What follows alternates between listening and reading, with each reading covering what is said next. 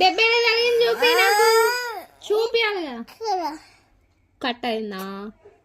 అదే doctor phone చేయాలా? Hospital తీసుకుపోవాలా? సరే తీసుకెళ్తా.